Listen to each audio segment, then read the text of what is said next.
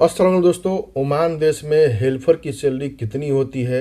अगर ओमान में जॉब खोज रहे हैं या ओमान में वीज़ा लगाना चाहते हैं तो ओमान में हेल्पर की सैलरी कितनी होती है, लेबर की सैलरी कितनी होती है, टेक्नीशियन का कितना होता है, इलेक्ट्रिशियन कितना होता है, मैकेनिकल कितना होता है, प्लम्बर को कितना होता है, फिनिशिंग कारपेंटर को कितना होता है, ड्राइवर को कितना होता है, सारी इन्फॉर्मेशन मैं आपको दूंगा इस वीडियो में।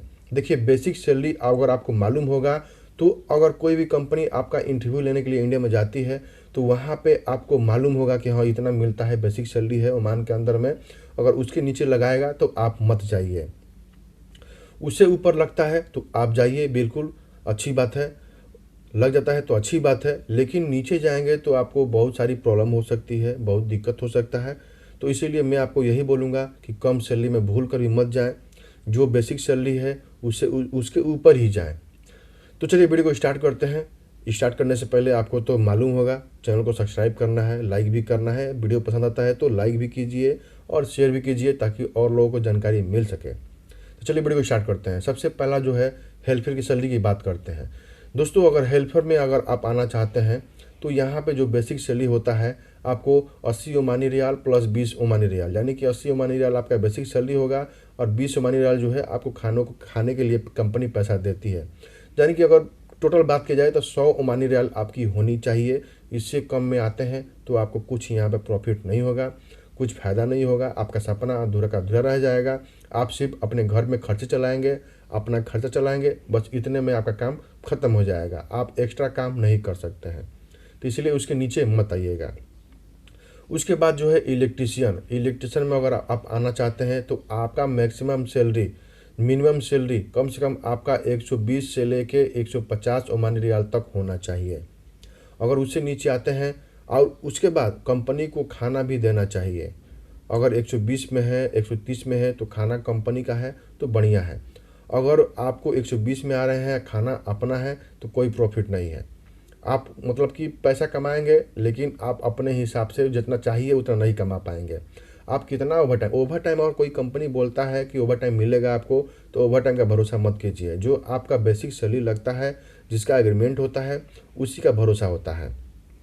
तो ये बात समझने वाली है, तो समझ लीजिएगा।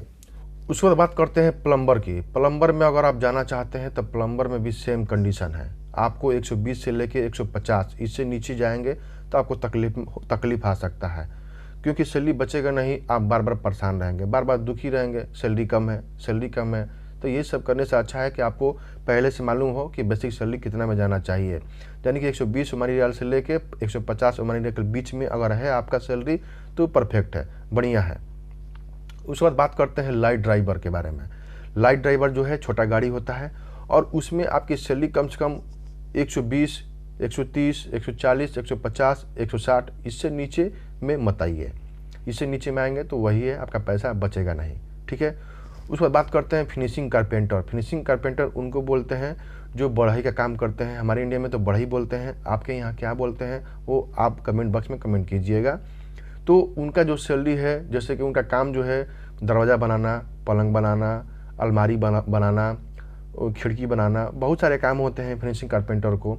तो उनका जो सैलरी है कम से कम आपको 130 से लेके 160 के बीच में आनी चाहिए। कंपनी का खाना होना चाहिए, तभी आपका पैसा बचेगा। यानी कि अगर 8 घंटे का एग्रीमेंट किए हैं, 9 घंटे का, ओमान में तो ज़्यादातर 9 घंटे का हो रहा है क्योंकि शनिवार के दिन छुट्टी रहता है। शनिवार और जुम्मा 2 दिन छुट्टी रहता है ओमान में, लेकिन फिर भी कंपनी जो है 9 घंटे की ड्यूटी, 9 घंटे का एग्रीमेंट करवाती है, यानी कि 1 घंटे का जो है लंच काटती है। तो उतने में अगर आप आ रहे हैं तो आपको उतना सैलरी यानी कि 150 और 130, 160 में आनी चाहिए, ठीक है। उसके बाद जो है हैवी ड्राइवर। अगर हैवी ड्राइवर में आ रहे हैं तो कम से कम आपको 160 से लेके और 220 तक आपको मिलनी चाहिए ओमान के अंदर में। इससे कम में आएंगे तो आपका कोई प्रॉफिट नहीं है, क्योंकि हैवी ड्राइवर काम जो है बहुत भारी होता है, बड़ी बड़ी गाड़ियाँ चलानी पड़ती है। तो इसके लिए आपको हैवी ड्राइवर में आना है तो आपको वही है 180 से लेकर 220 के बीच में आइए, आपको कोई दिक्कत नहीं होगा, कोई परेशानी नहीं होगा। उसके बाद बात करते हैं मैकेनिकल में अगर कोई आना चाहता है, कोई डिप्लोमा किया है, तो उनका सैलरी कम से कम होना चाहिए तो 180 से लेकर 220 तक। 180 भी है तो चलेगा, कोई दिक्कत नहीं है, लेकिन कंपनी का खाना होना चाहिए तो इसमें प्रॉफिट है। अगर कम में आते हैं तो आपको प्रॉफिट नहीं है, क्योंकि उतने पढ़ लिख के डिप्लोमा करके मैकेनिकल में आते हैं और कम सैलरी मिलता है तो आप कभी संतुष्ट नहीं रहेंगे, हमेशा दुखी रहेंगे, आपको हमेशा पैसे की कमी ही रहेगी। तो इसलिए कभी भी कम सैलरी में भूल कर भी मत आइए, ठीक है।